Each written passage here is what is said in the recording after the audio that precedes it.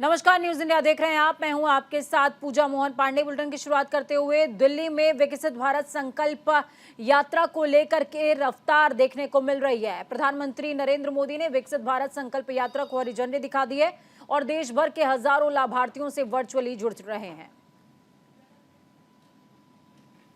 परम आदरणीय प्रधानमंत्री जी, सम्माननीय राज्यपाल महोदय, माननीय मुख्यमंत्री जी, केंद्रीय मंत्रिमंडल में मेरे साथी, सभी सांसदगण, विधायकगण एवं देश के हजारों स्थानों से जुड़े हुए मेरे लाखों भाइयों और बहनों,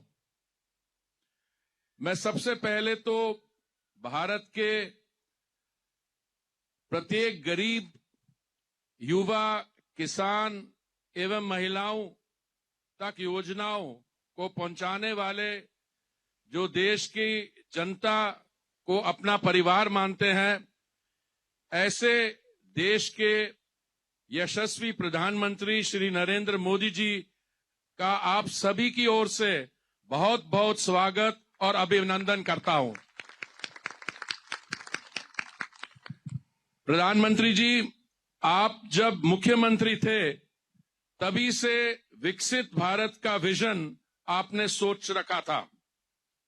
आजादी के इतने वर्षों बाद भी करोड़ों परिवार बुनियादी सुविधाओं से वंचित थे।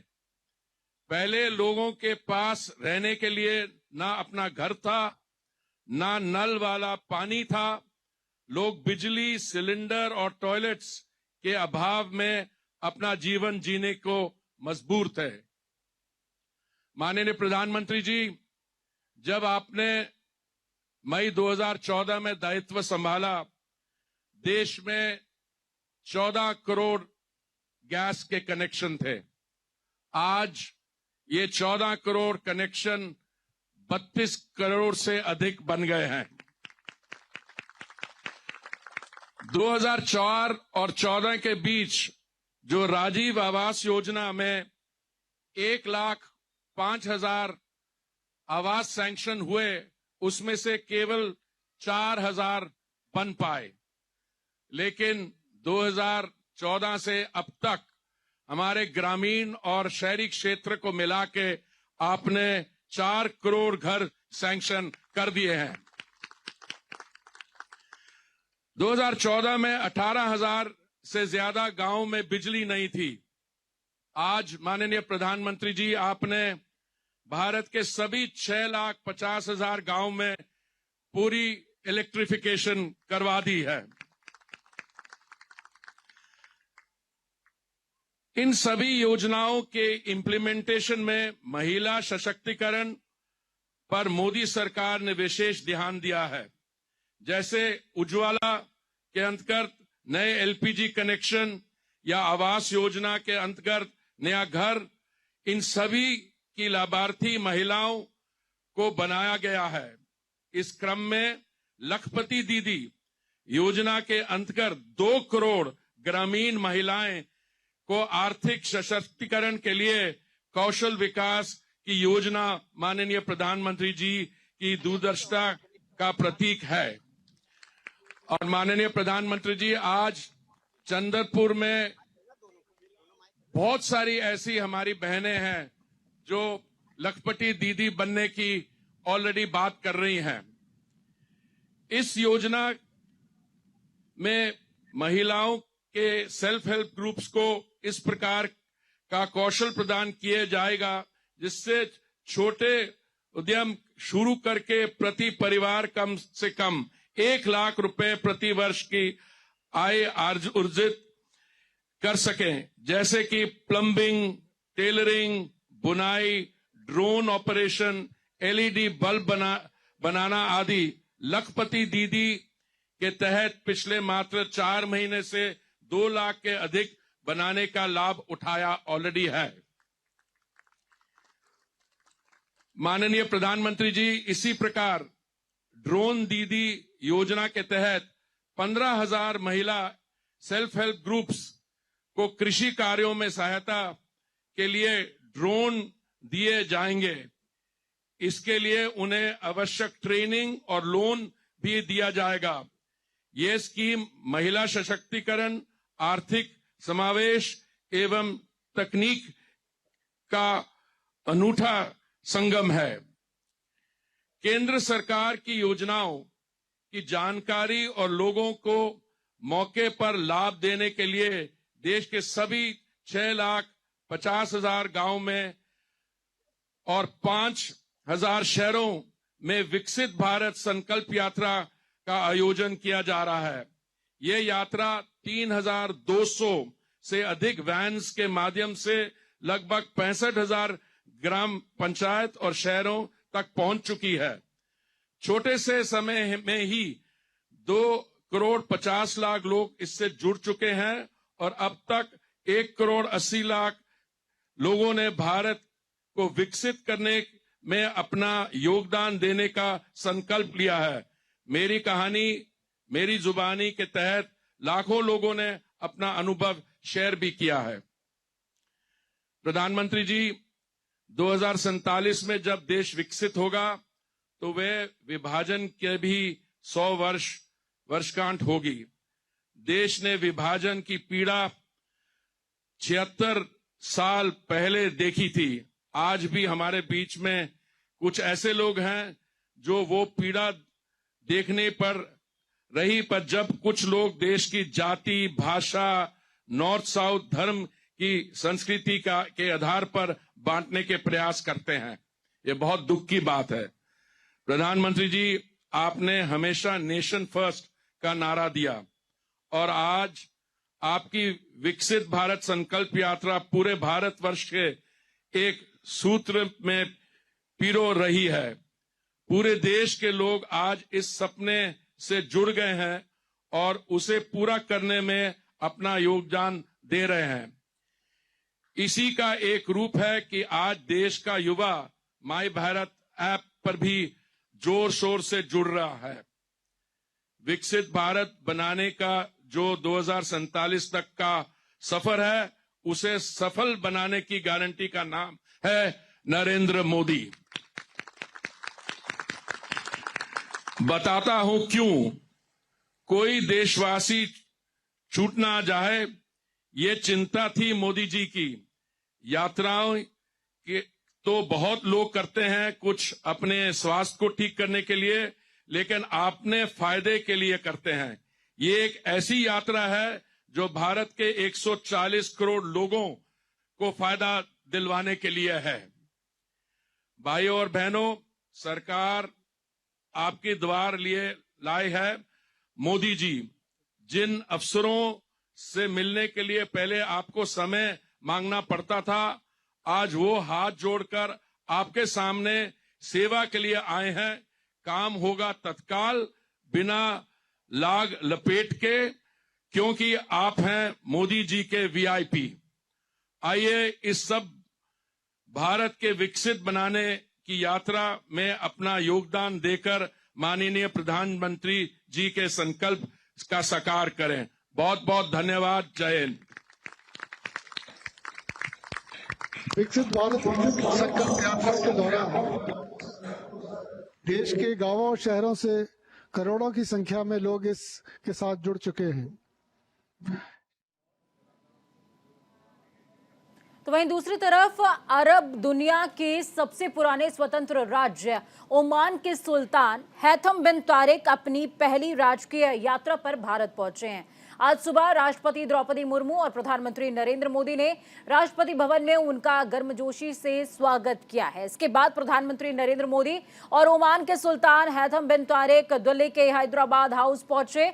दोनों नेताओं ने यहां मुलाकात की। यहां इनके बीच द्विपक्षीय वार्ता हुई है। साथ ही इस दौरान पीएम नरेंद्र मोदी ने कहा कि मुझे आपका भारत में स्वागत करते हुए अभिनंदन हो रहा है। आज ओमान भारत संबंधों में एक ऐतिहासिक दिन है, क्योंकि 26 सालों के बाद ओमान के सुल्तान राजकीय यात्रा पर भारत आए हैं। उन्होंने आगे कहा कि आज हम एक भारत ओमान संयुक्त दृष्टिकोण को अपना रहे हैं, भविष्य के लिए एक साझेदारी को अपना रहे हैं।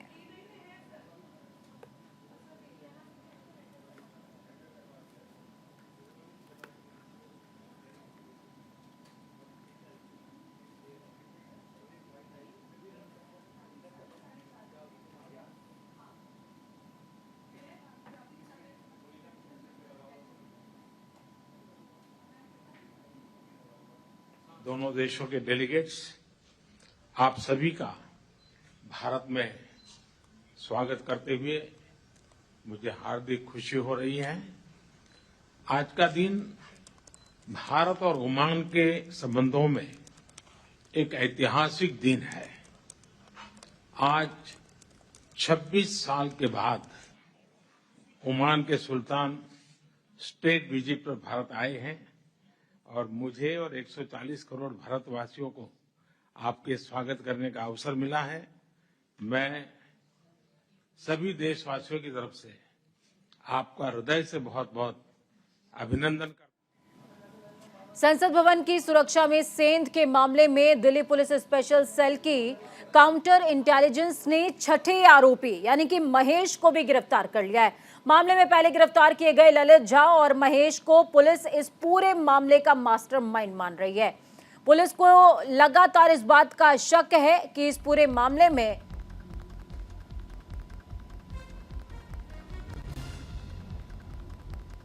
सिर्फ ललित ही नहीं बल्कि और भी एक व्यक्ति जिसका नाम है महेश, वो की मास्टरमाइंड है। संसद सुरक्षा में चूक मामले में छठा व्यक्ति गिरफ्तार हुआ है। ललित इकलौता नहीं था। ये देखिए फाइल फुटेज आपको दिखा रहे हैं। संसद सुरक्षा चूक का मामला, जिस दौरान दो युवक विजिटर्स गैलरी से छलांग लगाते हुए ओम बिरला की चेयर तक पहुंचने की कोशिश कर रहे थे और इस दौरान सदन में येलो स्प्रे भी किया गया था।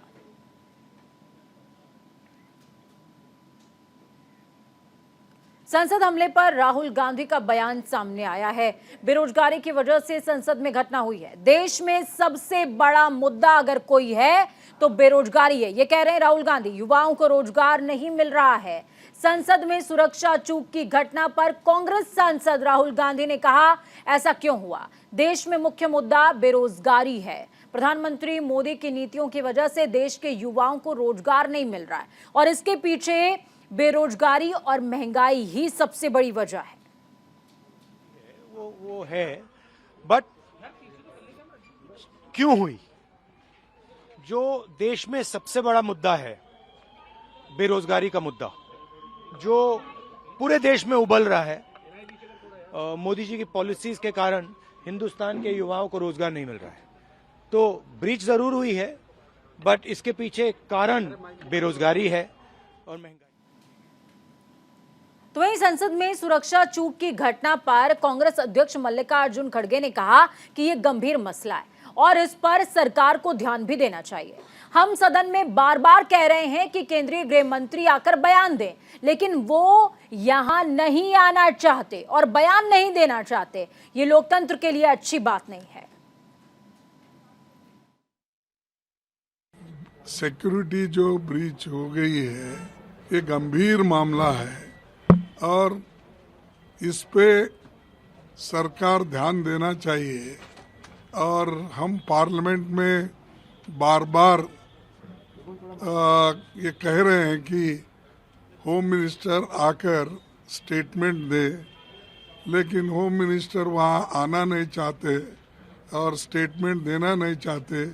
क्यों हुआ, कैसा हुआ, क्या कारण है, इसके बारे में कोई बताना भी नहीं चाहते हैं। 5 मिनट का स्टेटमेंट हाउस में आकर देकर क्लैरिफाई करके हाउस चलाने के लिए वो तैयार नहीं है। ये अच्छी बात नहीं है डेमोक्रेसी के लिए। और खैर, जो लोग डेमोक्रेसी को मानते ही नहीं तो उनके सामने बोलने में कोई। बीजेपी प्रवक्ता शहजाद पूनावाला ने प्रेस कॉन्फ्रेंस करते हुए राहुल के संसद वाले बयान पर पलटवार करते हुए कहा कि संसद की सुरक्षा में जो चूक हुई है, इस मसले पर जांच की जा रही है। जो कोई भी दोषी है उसे छोड़ा नहीं जाएगा। लेकिन राहुल गांधी कुछ भी बोलने से पहले एक बार सोच समझ लेना चाहिए उनको। स्पीकर जो कि कस्टोडियन होते हैं, अभिरक्षक होते हैं, अभिभावक होते हैं पार्लियामेंट के, पार्लियामेंट सेक्रेटेरिएट के, पार्लियामेंट परिसर के, वो एडमिनिस्ट्रेटिवली भी उनको देखते हैं उन चीज़ों को, और कॉन्स्टिट्यूशनली भी वो कस्टोडियन और गार्डियन माने जाते हैं पूरे पार्लियामेंट परिसर के। उन्होंने उसी समय पर एक वक्तव्य जारी किया, उसी समय पर उन्होंने उच्च स्तरीय जांच के आदेश दिए, उसी समय पर उन्होंने तमाम जो विपक्ष के नेताओं के जो फ्लोर लीडर्स हैं, पार्टियों के फ्लोर लीडर्स हैं, उनको न्योता दिया कि वो आकर अपने अपने सुझाव रखें, और उसी समय पर कार्रवाइयां शुरू हो गई। क्योंकि ये घटना जो हुई थी, ये पहले भी ऐसी घटनाएं हुई है। The speaker, who is the custodian, who is the guardian of the parliamentarian secretariat, immediately issued a statement, immediately called for a high-level inquiry, immediately invited floor leaders of the opposition parties for a discussion to avail their suggestions on this, because this is not a one-off incident. This has taken place in the past as well. Rajasthan में नई सरकार का गठन हो गया है। मुख्यमंत्री भजनलाल शर्मा के साथ दिया कुमारी और प्रेमचंद बैरवा ने डिप्टी सीएम पद के लिए शपथ ली, तो वहीं मंत्रियों के नामों पर हाई लेवल का मंथन हो रहा है।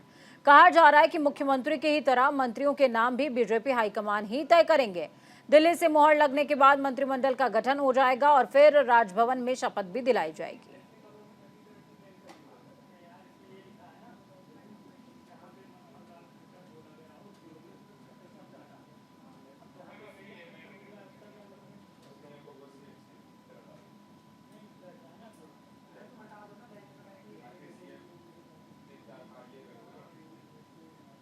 छत्तीसगढ़ में मुख्यमंत्री विष्णुदेव साय की सरकार के मंत्रिमंडल का विस्तार विधानसभा शीतकालीन सत्र से पहले हो सकता है। जो जानकारी मिल रही है उस हिसाब से 17 दिसंबर यानी कि कल सीएम साय दिल्ली में हाईकमान से मंत्रिमंडल को लेकर चर्चा कर सकते हैं और मुलाकात के बाद कैबिनेट का गठन भी संभव है। आपको बता दें कि राज्य में मुख्यमंत्री समेत 13 नेता कैबिनेट में शामिल हो सकते हैं। अब तक मुख्यमंत्री और 2 उप मुख्यमंत्री नियुक्त हो चुके हैं, बाकी 10 को मंत्री बनाना है, मगर दावेदार 15 से भी ज्यादा हैं। दरअसल छत्तीसगढ़ के अंदर अगर बात की जाए तो नवगठित बीजेपी में पहला विधानसभा सत्र 19 से 21 दिसंबर तक आयोजित किया जाना है, लेकिन उससे पहले ही मंत्रिमंडल का शपथ ग्रहण हो सकता है। इसके साथ ही विष्णुदेव साय ने कहा है कि आज बीजेपी विश्व की सबसे बड़ी राजनीतिक पार्टी है और ये पार्टी विचारधाराओं की पार्टी है। इसमें नीति नियम होते हैं और कार्यकर्ताओं का सम्मान भी होता है। अगर कार्यकर्ता निष्ठा ईमानदारी के साथ परिश्रम करता है तो उसका फल उसे मिलता है।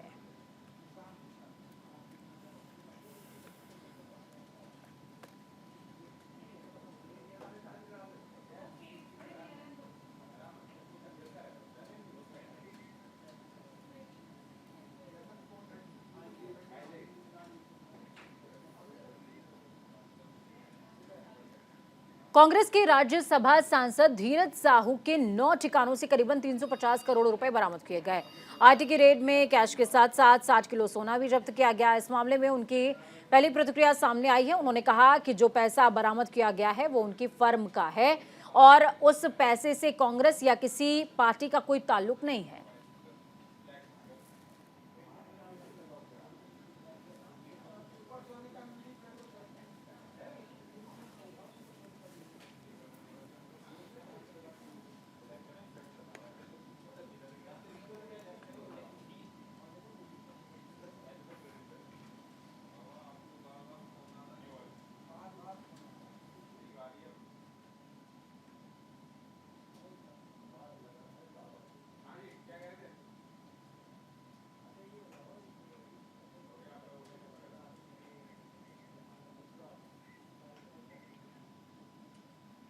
इस बुलेटिन में खबरों का सफर यहीं तक। बुलेटिन के उस पार ताजा अपडेट्स के लिए देखते रहिए न्यूज़ इंडिया, क्योंकि हमें राष्ट्र की आवाज। नमस्कार।